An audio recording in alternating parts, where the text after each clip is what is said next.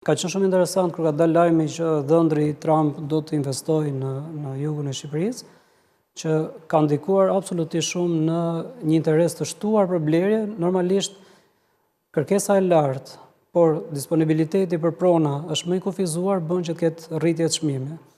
Nëse flasim për Sarandën, nëse dikur mund të gjejë me 1.500 euro për metër katror, flas edhe në zonë bregdetar, ne kemi patur vetë prona shumë të mira aty.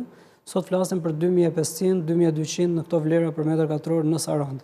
Sigurisht që pritet të ketë akoma më shumë rritje. Sepse vija bregdetare po mbyllet.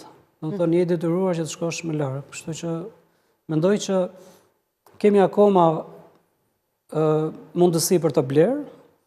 Për shembull, flasim për jugun, por kemi Adriatikun, Shëngjin, Velipoj, unë kam kaluar para se të hapej rruga e re që po bëhet.